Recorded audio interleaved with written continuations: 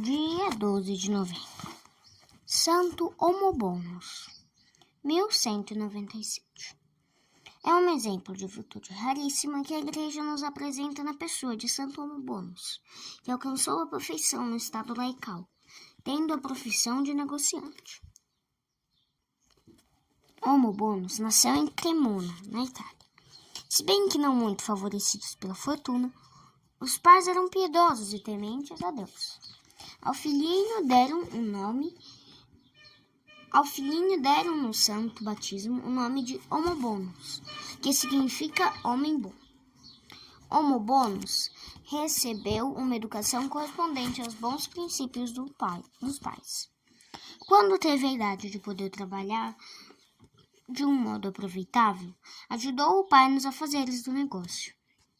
Iluminado pela graça divina, conheceu logo os grandes perigos desta profissão e andou bem cauteloso para não cair nos laços que o demônio tece aos negociantes.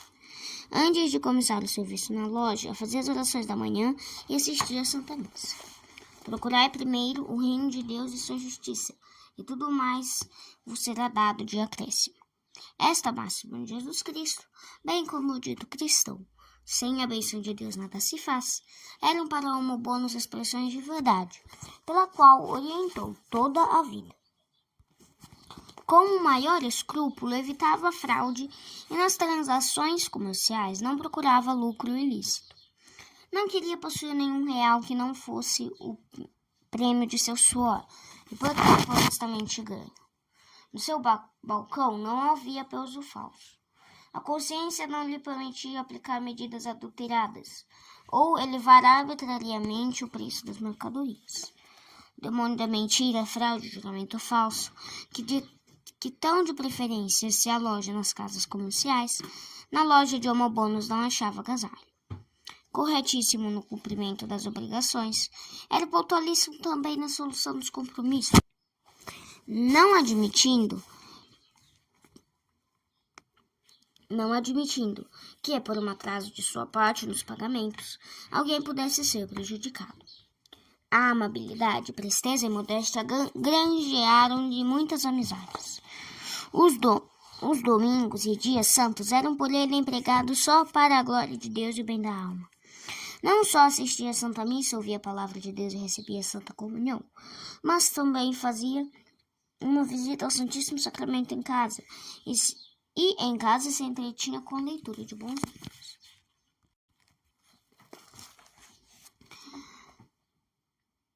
Para os pais era sempre bom filho, e mesmo sendo maior, tributava-lhes respeito, amor e obediência. Tratando-se de procurar uma esposa para si, deixou-se guiar pelo conselho dos pais, casou-se com a pessoa que lhe tinham indicado. O outro pai continuou a ser negociante, não por único fim de enriquecer-se e passar uma boa vida, mas de fazer bem ao próximo, distribuindo as riquezas entre os pobres, merecer os bens eternos. Os pobres eram seus amigos, e deles recebeu o belo título de pai dos pobres. A nenhum era negada a esmola. Aos pobres e envergados levavam socorro em casa, consolavam e animavam-os a paciência. A mulher não se mostrava muito de acordo com este modo de praticar a caridade e chamava-o muitas vezes de exagerado. Receava que, por causa daquela liberalidade, um dia lhe pudesse faltar o necessário. Vendo, porém, que os conselhos, avisos e protestos de nada valiam, perdeu de toda a paciência e cobriu o marido de maldições e injúrias. Homobonus suportou tudo com paciência e respondeu à mulher com toda mansidão: minha querida mulher, pensas que então seriamente por causa da caridade que faço socorrendo os necessitados nos possa faltar o necessário? Bem contrário à palavra de Deus nos ensina. Dai e dá-se-vos-á. A mulher mostrou-se inacessível a estes argumentos e continuou em desacordo com o marido, até que um fato extraordinário lhe abriu os olhos. Durante uma carestia, veio grande multidão de pobres à sua casa, pediu e recebeu pão. Homobonus deu tudo que tinha, sem reservar pedaço algum para si, o que talvez não aconteceria se a mulher tivesse estado presente. Voltando esta a preparar a mesa, encontrou tanto pão como havia antes. Desde aquele dia ficou muito mais conformada com a liberalidade de homobônus. Também o santo homem, por exemplo, a levou a praticar mais caridade. Diversos fatos extraordinários, como aquele que se deu no tempo da Eucaristia, foram observados na vida de homobônus, tanto que o povo venerava como santo. Homobônus morreu em 13 de novembro de 1997, quando estava assistindo à Santa Missa. Grandes e numerosos são os milagres que lhe glorificaram no túmulo, tanto que Inocêncio III não hesitou em dar-lhe a honra dos altares. As relíquias de Santo Homobônus acham-se na Catedral de Cremona. Reflexões. Negociantes, operários, aprendam de Santo Homobônus como devem proceder para salvar a alma. Que principiem o dia pela elevação do espírito a Deus, pela oração da manhã, que assistam à missa quando lhes for possível, que fujam das indignas manobras da ganância no emprego de medidas e pesos falsos, na venda de mercadorias deterioradas e falsificadas, na exigência de preços exorbitantes, no mau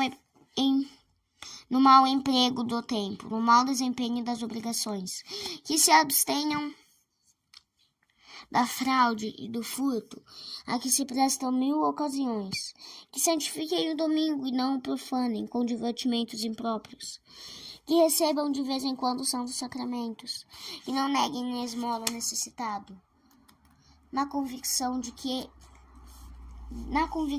a esmola dada ao pobre não consome a fortuna. Quem dá aos pobres não sofrerá necessidade. Quem pratica misericórdia será abençoado. Provérbios, capítulo 28, versículo 27.